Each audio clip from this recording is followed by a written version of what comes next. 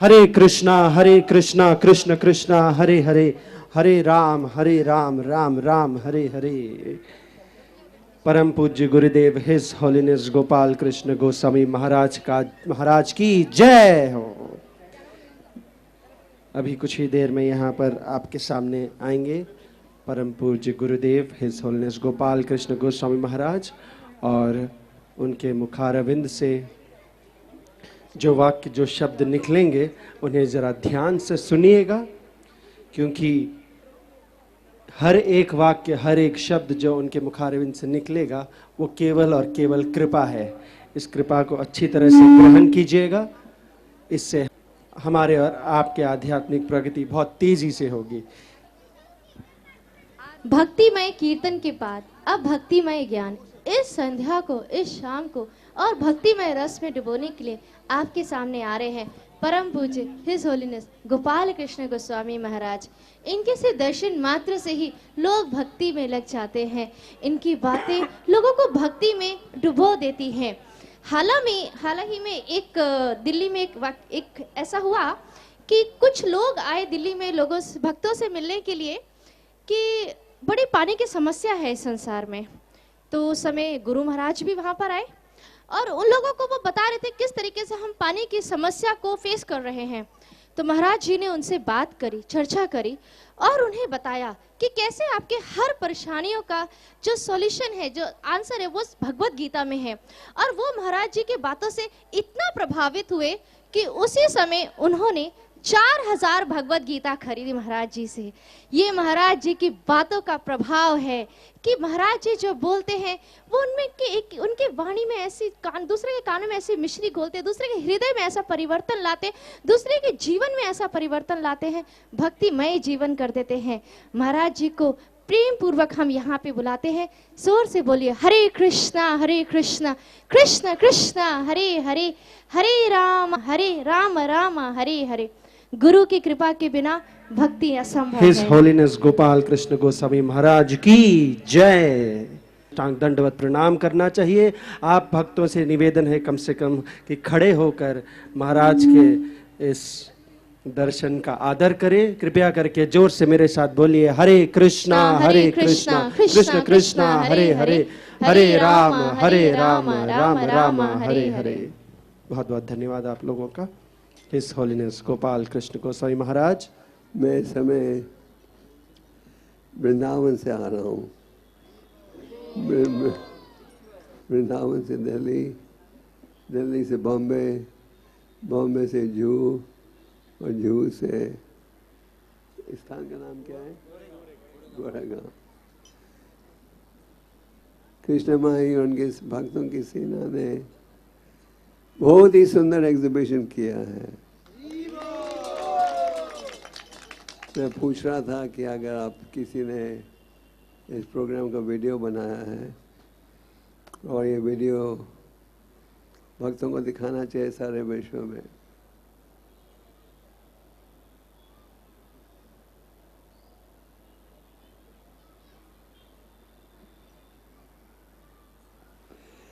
मुझे ये सूचना भी मिली है कि पिछले 24 सालों से आपका ये प्रोग्राम यहाँ चल रहा है। हाँ, 24 साल हो गए।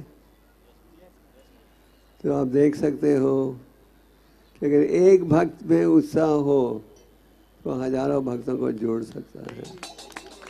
और कृष्ण माई जैसे आप जानते हो, आपके एयर इंडिया में एयर होस्टेस भी है और एयर इंडिया की कृपा से समय दे सकती है इन प्रोग्राम्स की योजना बनाने में। मैं सबसे पहले कृष्ण माई, उनके साथ जो भक्त हैं, उनका आभार प्रकट करना चाहता हूँ कि उनके प्रयास से ये सुंदर फेस्टिवल बना है।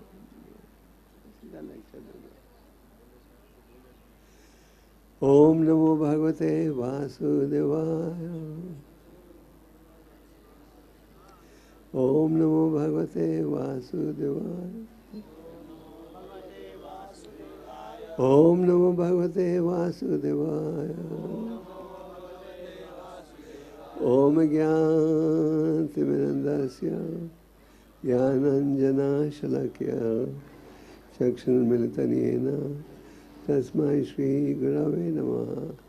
श्रीचैतन्यमनोभीष्टं स्थापितं येन भूतले स्वयं रूपा कदा ददाति। जय श्री कृष्ण।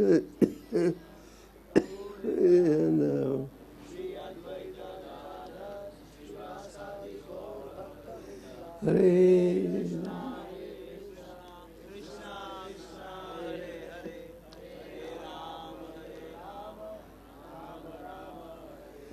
तो जैसे आप जानते हो, कुछ महीने पहले हमने इस्कॉन की सुवर्ण जयंती मनाई थी, सब जानते हो।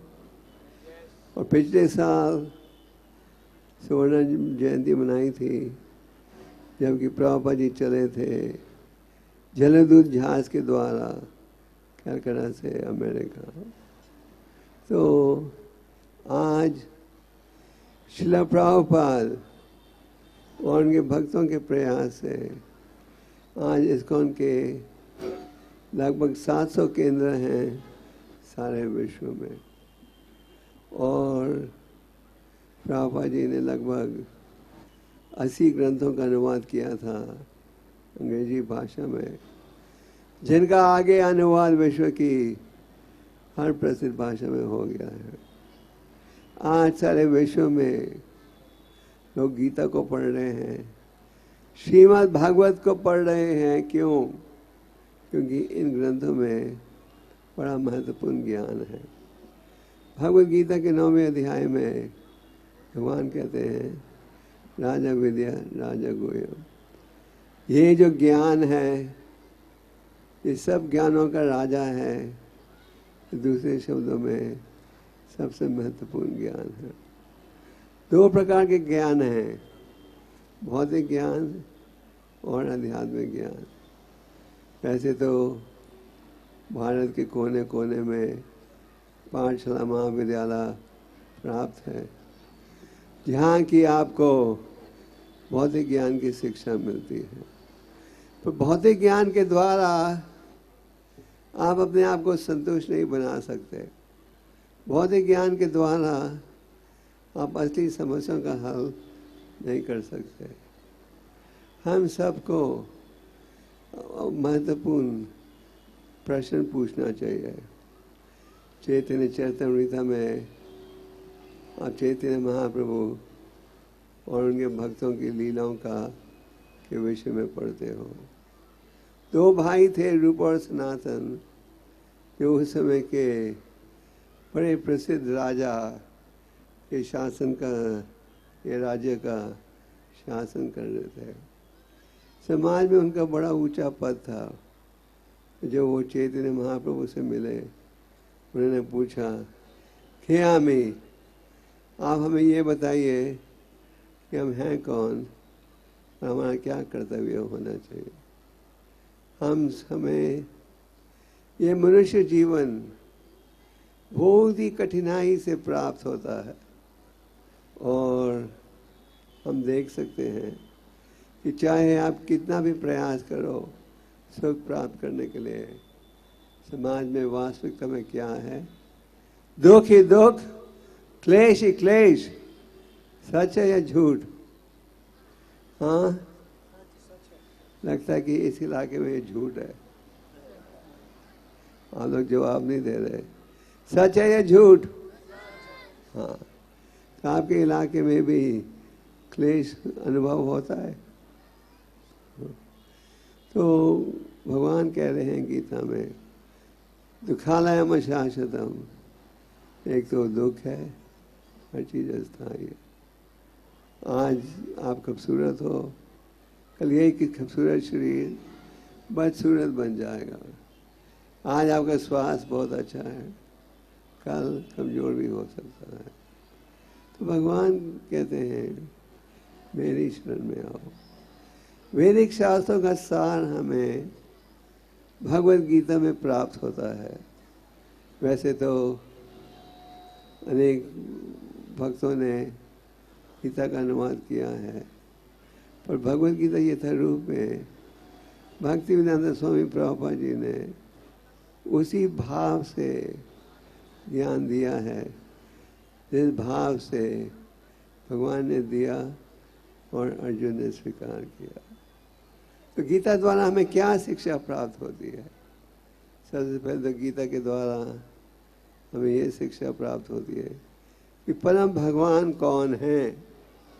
श्री भगवान उवाचा, परम भगवान बोल रहे हैं। और ये जो संदेश है दिव्य संदेश है। गीता के 4थे अध्याय में भगवान इतिहास देते हैं और उन्होंने कहा कि सबसे पहले मैंने ज्ञान दिया था सूर्य के देवता विवस्वन को। वैसे देखा जाए ये ज्ञान लाखों लाखों साल पुराना है, पर यही ज्ञान भगवान ने फिर से दिया। क्यों? अर्जुन को, क्योंकि उनमें एक गुण था, भगवान के भक्त थे और मित्र थे। इसलिए भगवान ने कहा तब इस ज्ञान के दिव्य रहस्य को समझ पाओगे। ये है भगवद गीता का पहला विषय। ये ज्ञान हमें परम भगवान के द्वारा प्राप्त हो रहा है। गीता के दूसरे अध्याय में भगवान आगे कहते हैं आत्मा और देह का ज्ञान। तो ये सूचना मिलती है कि शरीर नश्वर है, आत्मा सनातन है। न जायते मृत्यते वा कदाचित। जिस प्रकार आप अपने पुराने पोशाक को बदलते हो, नया पोशाक ग्रहण करते हो, उसी प्रकार ये आत्मा एक देह को त्याग कर अगला देह स्वीकार करती है। आज के आधुनिक युग की प्रजा कई बार इस विषय में विश्वास नहीं करती। उनका ये कहना है मृत्यु के साथ सब कुछ समाप्त हो जाता है। ये केवल संतों का प्रोपेगेंडा है हमें डराने के लिए। नहीं, ये है शास्त्रों का निर्णय। बाइबल में भी यही विचार प्रस्तुत किया गया है। बाइबल में भी कहा गया है तुम सारे विश्व को प्राप्त कर लोगे और आत्मा को खो दिया, क्या प्राप्त किया? ये समझना आवश्यक है कि आत्मा सनातन है और शरीर नश्वर है। आगे भगवद गीता में भगवान अर्जुन से कहते हैं युद्ध में लड़ो पर मेरी खुशी के लिए। कई बार लोग सोचते हैं गीता को अपनाएंगे, गीता का अध्ययन करेंगे तो संसारिक कार्य त्यागना पड़ेगा। भगवान ने अर्जुन को कहा तस्मात् सर्वेषु कलेषु मम स्मरण युद्ध च। हे अर्जुन, मन और बुद्धि को मुझे अर्पण करते हुए तुम अपना कर्तव्य निभाओ मेरी खुशी के लिए।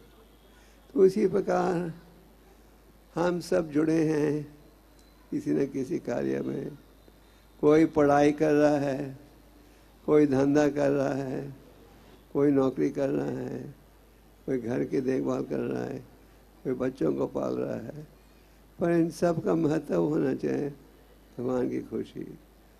उदाहरण के लिए गीता में भगवान कहते हैं यद करोषि यद अश्नासी यद जहोसी ददासी यद यद तपस्वती कौन्तेय तत्कुरुष्व मदर्पणम्। जो भी तुम करो, जो भी दान दो, तपस्या दो, करो मेरी खुशी के लिए। तो ये होना चाहिए हम सबका भाव कि हमारे कार्य का मूल उद्देश्य यह है कि इस कार्य के द्वारा हम भगवान की सेवा करें। जैसे आप सब यहाँ उपस्थित हो, आप उपस्थित हो क्यों? क्योंकि आपकी आध्यात्मिकता में रुचि है। आप में कई दीक्षित भक्त होंगे, कई जाप कर रहे हो, कई से जाप नहीं भी कर रहे, पर आप इधर आए हो क्यों? क्योंकि आपकी आध्यात्मिकता में रुचि है।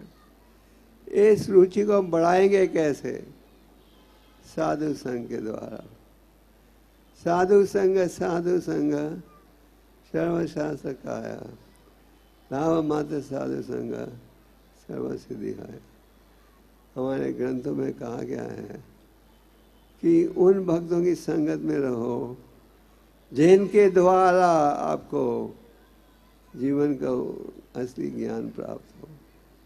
और जैसे कि भक्तिवेदांत स्वामी प्रभुपाद इस संस्था के संस्थापकाचार्य प्रभुपाद जी 70 साल की आयु में गए, 40 रुपए के साथ केवल चैतन्य महाप्रभु जी संदेश को आगे फैलाने के लिए उनके गुरु महाराज ने 1922 में उन्हें आदेश दिया था, कहा कि तुम पढ़े लिखे युवक हो, ले जाओ महाप्रभु के संदेश को पश्चिम देशों में। चैतन्य महाप्रभु जो स्वयं भगवान हैं, श्री कृष्ण चैतन्य राधा कृष्ण नयान्य, उनकी भविष्यवाणी थी 500 साल पूर्व कि एक दिन पृथ्वी के कोने कोने में हरिनाम का उच्चारण होगा। आपको खुशी होगी जानकर कि आज आप विश्व के किसी कोने में जाओ, आपको हरे कृष्ण के भक्त मिलेंगे। तो पापा जी को विश्वास था कि भगवान की भविष्यवाणी है, सफल होगी। और गुरु महाराज के आदेश के अनुसार बुरी आयु में गए अमेरिका। वहाँ पहुंचकर भी संघर्ष करना पड़ा। 1 साल के लिए कोई रहने का ठिकाना नहीं था, पर उनके मन में ये पूरा विश्वास था कि हालांकि पूरा समाज माया में डूबा हुआ है, पर राधा रानी जी की असीम कृपा से उनका जीवन सुधर सकता है। और प्रभुपाद ने न्यूयॉर्क शहर में प्रचार शुरू किया। न्यूयॉर्क शहर में एक पार्क है, टॉम्किन स्क्वायर पार्क, जहाँ प्रभुपाद जी जाते थे रोज कीर्तन करने के लिए। और वहाँ से ये प्रचार फैलते गया। तो एक संत ने अपनी संगत और उपदेश देकर सारे विश्व के लोगों को जोड़ा कृष्णा भक्ति में। तो साधु संग में रहना बहुत आवश्यक है। असली साधुओं के संगत में रहोगे तो असली संदेश मिलेगा। भगवद गीता का निर्णय क्या है? वही है निर्णय जो कि भागवतम का है, वो है भक्त्या माम अभिजानन्ति। भक्ति एक माध्यम है जिसके द्वारा तुम मुझे जान सकते हो, समझ सकते हो। तो भौतिक संसार में चाहे आप कितना भी प्रयास कर लो, आप असली आनंद अनुभव नहीं कर पाओगे। भगवान ऋषभदेव ने 5वें स्कंद में अपने पुत्रों से कहा, हे मेरे प्रिय पुत्र, अब ये मनुष्य जीवन प्राप्त हुआ है, तपो दिव्यम पुत्र का ये न सत्वम। तुम सब आध्यात्मिक लक्ष्य प्राप्त करने के लिए तपस्या का पालन करो, और इसके बदले में तुम्हें असली सुख मिलेगा। तो हम सब सुख चाहते हैं, शांति चाहते हैं, पर अनुभव क्या होता है? शांति के बजाय अशांति। आप किसी अखबार को पढ़ो, बॉम्बे में नहीं सारे विश्व में, पहले पेज में क्या पढ़ते हो? इतने भक्तों का, इतने लोगों का देहांत हुआ, ये दुर्घटना बीती, ये दुर्घटना बीती, ये दुर्घटना बीती। क्योंकि और आप समाज में देख सकते हो, चिंता तनाव बढ़ते जा रहा है या घटते जा रहा है? हाँ, सिर्फ बॉम्बे में या हर जगह? हर जगह। क्यों, क्या कारण है? हम सबकी इच्छाएं बढ़ते जा रही हैं। हमें ये चाहिए, सबने अंबानी साहब बनना है, और प्रयास करते हो, पर अंत में क्या नतीजा आता है? असफलता। एक बड़े प्रसिद्ध वैष्णव संत हैं, जिन्होंने एक रचना लिखी है, बाजा रे मनसी नंद नंदन अभय चरण रविंद्र रे। हे मेरा मन, तुम चिंता से भरे हुए हो, और अगर तुम चिंता से रहित होना चाहते हो तो हमें मनानंद के पुत्र की शरण लेनी चाहिए। तो आप सोच रहे होंगे इस उत्सव का उद्देश्य क्या है। जैसे हमने आरंभ में कहा, ये 24वां एनिवर्सरी प्रोग्राम है, और मैं ये जरूर कहूँगा, बॉम्बे में अनेक प्रचारक हैं, और आपका ये जो एग्जीबिशन है इज़ द बेस्ट। तो इसका उद्देश्य क्या है। वैसे आप जानते हो इसमें लाखों रुपए खर्च हुए होंगे, और कई भक्तों ने समय दिया होगा, मेहनत की है इसे तैयार करने में। इसका उद्देश्य ये है कि आप आध्यात्मिकता में रुचि बढ़ाओ।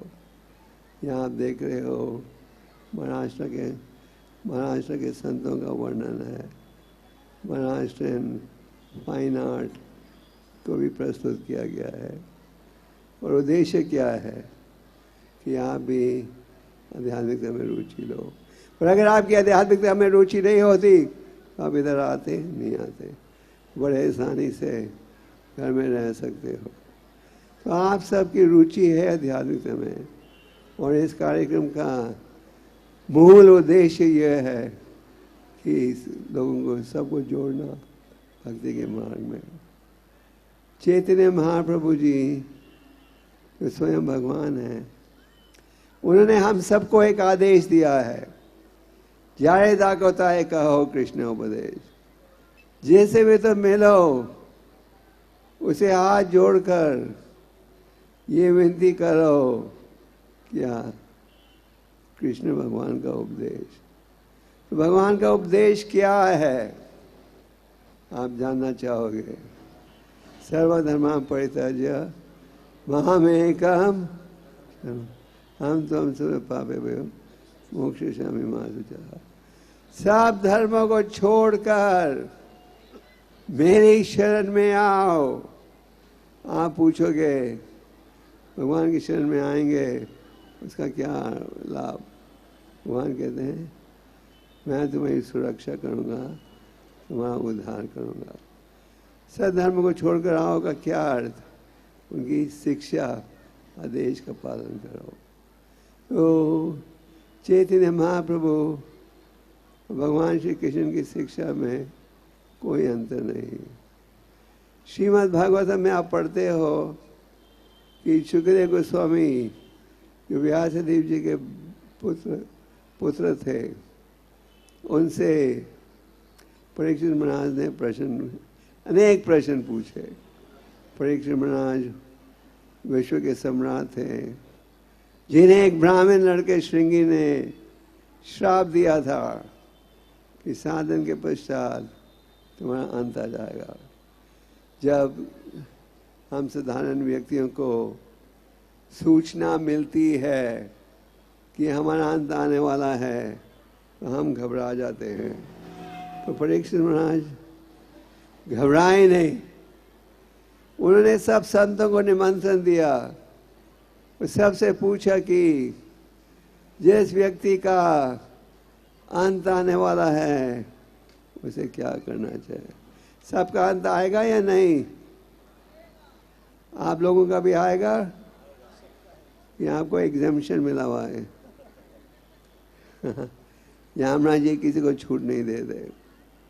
तो सुखदेव गोस्वामी ने कहा कृष्ण कथा, कृष्ण संबंधित उपदेश को सुनो।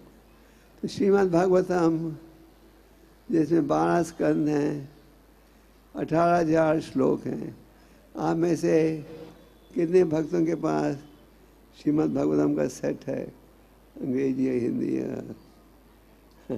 या चारों तरफ काफ़ी तेज बत्तियां हैं। तो श्रीमद् भागवतम में प्रश्न उत्तर है, जिसमें भगवान के भक्त प्रश्न पूछते हैं और व्यासदेव के पुत्र उत्तर दे रहे हैं। तो तो परीक्षित महाराज ने पूछा, कलयुग में लोगों का उद्धार कैसे होगा? और भक्त जो है क्यों पूछते हैं ऐसे प्रश्न? क्योंकि भक्त चाहते हैं कि सबका उद्धार हो जाए, इस विश्व में सब सुखी बने, यह है भक्त की इच्छा। तो शुकदेव गोस्वामी ने उत्तर में कहा, कले दोषी निधे राजन, हे राजा कलयुग में दोष ही दोष है। जहां देखो इंद्रिय तृप्ति का निमंत्रण, सच या झूठ। और मेरे ख्याल से सबके जेब में स्मार्टफोन है यहाँ या ना? हाँ। कुछ दिन पहले ऋषिकेश हरिद्वार में था, तो हमारे ड्राइवर के पास तीन टेलीफोन थे। तो ये स्मार्टफोन्स के द्वारा भगवान को भूल भी सकते हो आसानी से और याद भी कर सकते हो। जैसे जो हमारे भक्त हैं वो इन स्मार्टफोन्स में भगवान की सुंदर तस्वीरों को रखते हैं और शास्त्रों को, तो आप बड़े सरलता से भगवान का दर्शन प्राप्त कर सकते हो, गीता पढ़ सकते हो, भागवतम पढ़ सकते हो। और अगर आप भगवान को भूलना चाहो तो बड़ी सरलता से भूल भी सकते हो। भगवान ने गीता में कहा है, सार्वस्य चाहम हृदय सानिविष्टो माता स्मृति ज्ञानम अपानम चा। मैं स्मरण का कारण बनता हूँ और अपहानम, भूलने का कारण भी बनता हूँ। तो आप पूछोगे क्या कारण है भगवान भूलने का कारण बनते हैं? कई बार लोग भक्त पूछते हैं, अगर भगवान ने माया नहीं बनाई होती तो माया में गिरते ही नहीं, तो दोष भगवान का है। भगवान का दोष नहीं, भगवान ने हम सबको छूट दी है कि हम चाहें तो उनकी शिक्षा का पालन कर सकते हैं और चाहें तो माया का दास बन सकते हैं। तो परीक्षित महाराज का प्रश्न था, इस कलयुग के वातावरण में लोगों का उद्धार कैसे होगा? और शुक्रदेव गोस्वामी ने कहा, कलयुग में दोष ही दोष है, पर एक गुण है इस कलयुग में, और वो क्या है? कीर्तना देव कृष्ण से मुक्त संग से परम जाए, जिसके द्वारा मुक्ति प्राप्त हो सकती है। तो इस कलयुग में कहा गया है दोष ही दोष है, पर एक गुण है, वो ये महामंत्र का उच्चारण है। तो चैतन्य महाप्रभु जी की भविष्यवाणी थी, पृथ्वी ते आचे जता लगड़ा दिग्राम सर्वदा प्रचार वैभव नाम। दुनिया के हर कोने में यह हरि नाम का उच्चारण होगा। तो इस कलयुग में हरि के नाम का उच्चारण ये सबसे सरल साधन है भगवत प्राप्ति का। हमारे शास्त्रों में हम हरिदास ठाकुर के विषय में पढ़ते हैं, महान संत थे जो दिन में 3 लाख बार जाप करते थे। तो कलयुग में भगवत प्राप्ति का साधन बहुत सरल हो गया है, हरि नाम का उच्चारण। शास्त्रों का अध्ययन भी आवश्यक है। हम अखबार पढ़ते हैं, टीवी देखते हैं, जानना चाहते हैं क्या घटना बीत रही है विश्व में। गीता है, गीता पर भगवत गीता में बड़ा महत्वपूर्ण ज्ञान है और हर प्रश्न का उत्तर है। क्या कारण है लोग गीता पढ़ रहे हैं, इसमें हर प्रश्न का उत्तर है। चैतन्य महाप्रभु एक समय दक्षिण भारत की यात्रा में थे और एक प्रसिद्ध मंदिर है श्रीरंगम, वहाँ पहुँचे। वहाँ उन्होंने देखा कि एक खंबे के पीछे, खंबे के साथ एक ब्राह्मण बैठा है जो रोज एक ही स्थान में बैठकर 18 अध्यायों का उच्चारण करता था और उच्चारण के समय नेत्रों से आंसू बहते थे, शुद्ध भक्ति के अनेक लक्षण प्रकट हो रहे थे।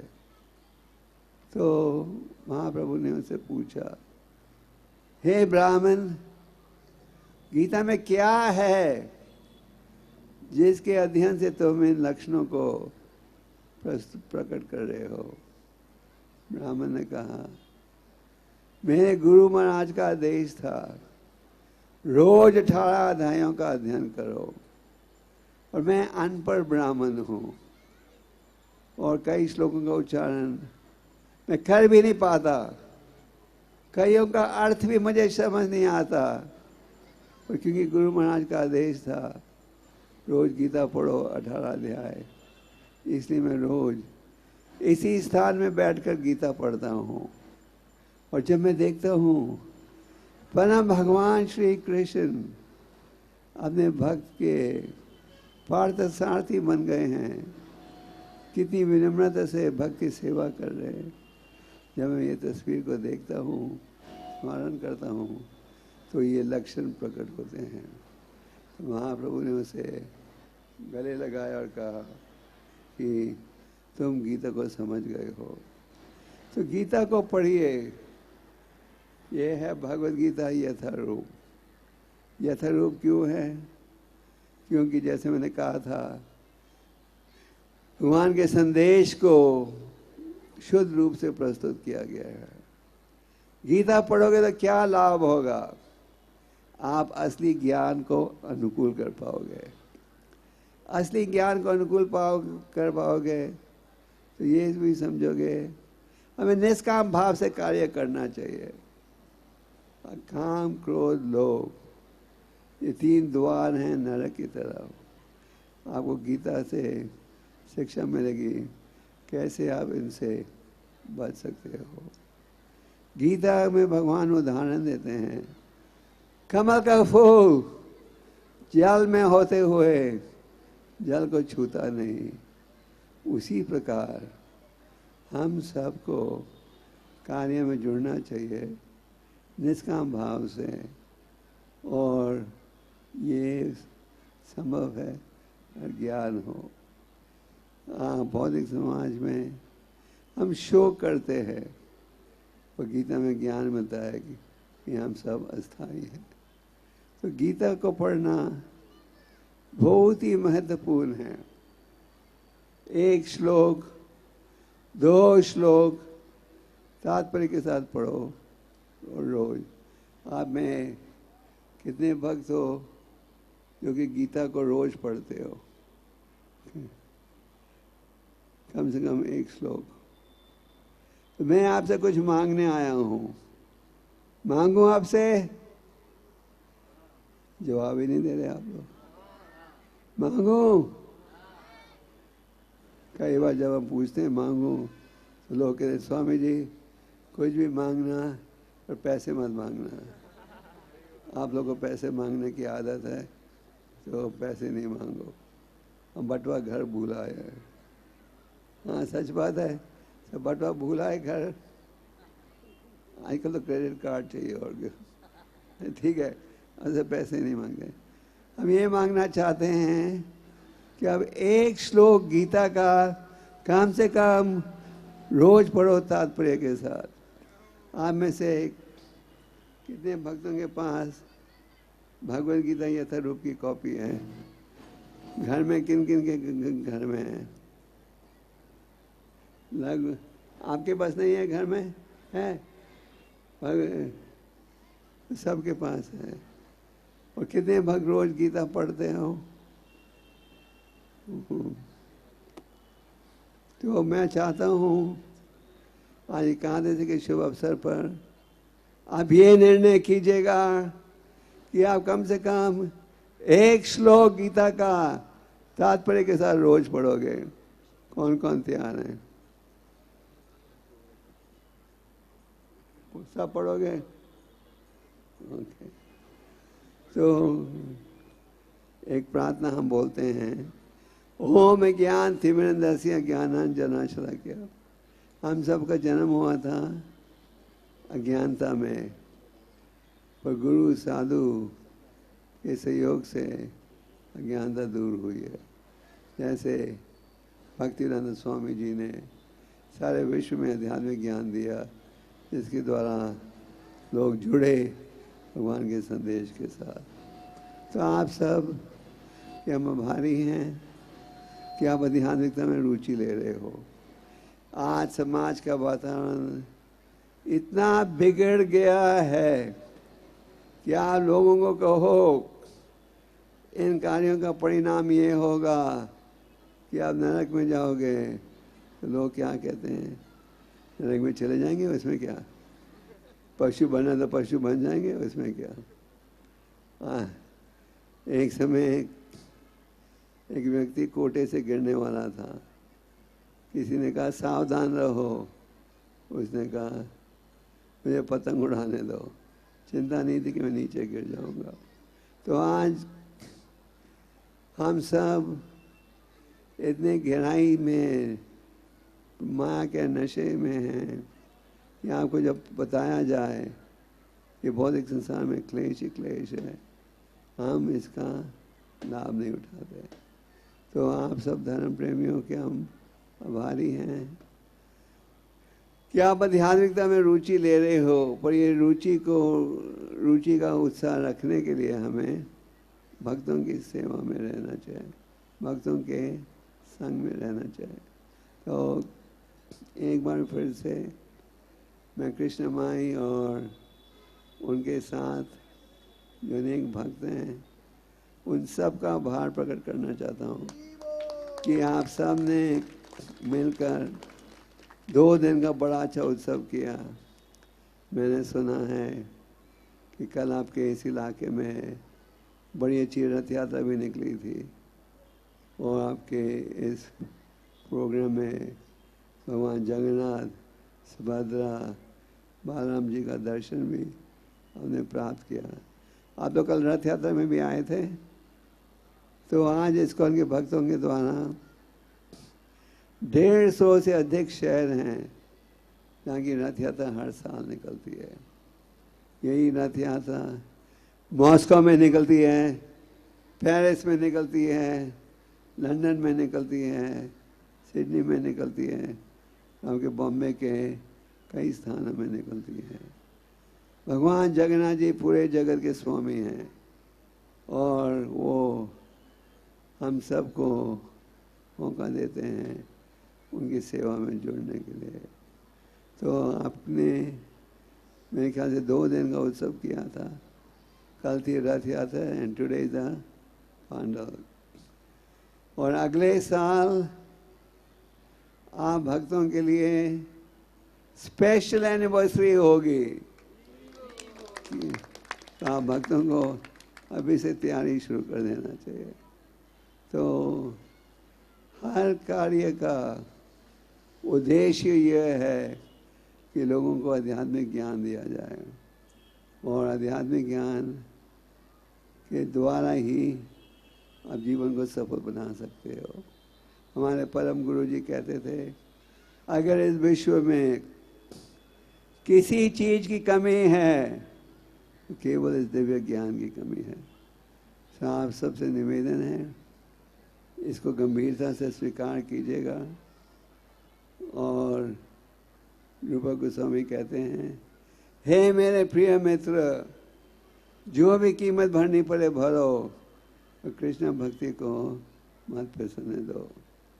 हमें ये नहीं सोचना चाहिए कि कृष्ण भक्ति का अर्थ है समाज को त्यागना, व्यापार को त्यागना, खानदान को त्यागना। नहीं, कृष्ण भक्ति का केवल ये अर्थ है कि हाँ हमारी चेतना शुद्ध हो जाए। हम ये स्वीकार करें कृष्ण भगवान हर चीज़ के स्वामी हैं, हम सब उनके नित्य दास हैं और हम सब की सफलता सुख प्राप्त होगा अगर हम उनकी सेवा में जुड़ें। और उनकी सेवा में बड़ी सरलता से जुड़ सकते हैं। क्या करने की आवश्यकता है? पहला है महामंत्र का उच्चारण और दूसरा गीता भगवत का अध्ययन, साधु संगत में रहो। और इस प्रकार आपको हमेशा याद रहेगा कि जीवन का क्या लक्ष्य होना चाहिए। जो आप सबके आभारी है और एक बार फिर से मैं इस प्रोजेक्ट के अधिकारियों का आभार प्रकट करना चाहता हूँ। उन्होंने बहुत मेहनत की, काफ़ी धन खर्चा होगा इस योजना को सफल बनाने के लिए। और अगर आप सब खुश हो तो साथ जुड़े रहो और आप सब मिलकर अगले साल बहुत ही बड़ा उत्सव करना, जिसमें पूरे महाराष्ट्र के लोग आए भगवान का दर्शन लेने के लिए। और नेक्स्ट ईयर एक बड़ा प्रोग्राम कर सकते हो, आपके मुख्यमंत्री को भी बुला सकते हो। ये प्रोग्राम तो बड़ा अच्छा था। खैर, आप में कितने भक्त हो जो कि महामंत्र का जाप करते हो रोज? देखना मुश्किल है। तो कई करते हैं, कई नहीं भी करते हैं। जो नहीं करते उनसे निवेदन है करना शुरू कर दें। वो जो कर रहे हैं उनसे विनती है वो करते जाएं। और भगवान की भक्ति उत्साह से करनी चाहिए। तो आप सब कृष्ण भक्ति को स्वीकार कीजिएगा और गंभीरता से कृष्ण भक्ति का पालन कीजिएगा। और कुछ त्यागना भी पड़े, त्यागो, पर कृष्ण भक्ति को मत फिसलने दो। और इसके द्वारा आप असली सुख शांति प्राप्त करोगे। हरे कृष्ण।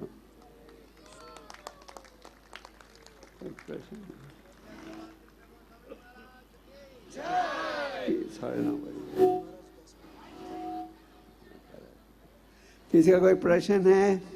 Any questions? प्रसाद खा लिया कि अभी खाना है?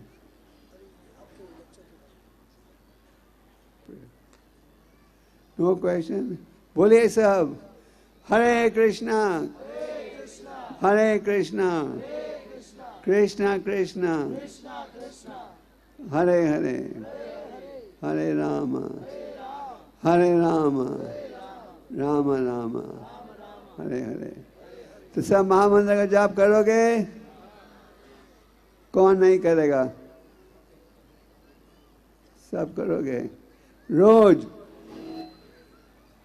और महामंत्र के जाप के साथ और क्या करोगे? गीता का क्या करोगे? कम से कम एक श्लोक। ज्यादा पढ़ सकते हो पर कम नहीं। पढ़ोगे गीता भी? कितने भक्त हो आप में से जो कृष्णा प्रसाद खाते हो रोज? भगवान ने गीता में कहा है, जो मुझे भोग लगाए बिना खाए वो क्या खा रहा है? पाप खाओगे तो बुरा परिणाम होगा। प्रसाद खाओगे तो भगवान के धाम में जा सकोगे। तो खाइए कृष्ण प्रसाद। आप भक्तों का बहुत बहुत शुक्रिया। Thank you very much. Hare Krishna. His holiness Gopal Krishna Goswami Maharaj की। हरे कृष्णा कृष्ण कृष्णा हरे हरे, हरे राम राम राम हरे हरे। हरे कृष्णा। हम हिज होलीनेस गोपाल कृष्ण गोस्वामी हमारे प्रिय गुरुदेव को बहुत बहुत धन्यवाद देना चाहते हैं कि इतना व्यस्त होने के बजाय भी वे यहाँ पे आए और हमें दर्शन दिए और हम पर उनकी कृपा उन्होंने बरसाई। बहुत बहुत धन्यवाद। तो महाराज ने कहा कि अगले साल इससे भी भव्य कार्यक्रम होना चाहिए, क्योंकि ये 25वां साल होगा। हमारे कार्यक्रम बहुत छोटा सा शुरू हुआ था और आज ये भव्य कार्यक्रम होता जा रहा है। और दिन साल भर जैसे ही साल जा रहे हैं ये कार्यक्रम बढ़ता जा रहा है। और महाराज ने ये अभी आदेश दिया है कि हमें बड़ा कार्यक्रम करना है और हम महाराज से कहेंगे कि उनको भी आना पड़ेगा। यही सब के हृदय में यही बात है। जरूर आऊंगा अगले साल। हरि बोल। बोलो आप भक्तन से एक विनती है। बताओ क्या है विनती? आप लोग चुप हो गए। आप जो भी अगर कहेंगे आप- हम करेंगे। अगर आप चाहते हो कि अगले साल उत्सव अच्छा हो तो आप सबको साथ देना पड़ेगा।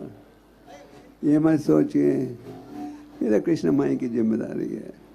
आप सबको सोचना चाहिए ये आप सबकी जिम्मेदारी है। आप सब जिम्मेदारी उठाने को तैयार हो अगले साल के उत्सव को सफल बनाने के लिए? कौन कौन तैयार हैं? सब तैयार हो? वीडियो कैमरा सबकी फोटो लो।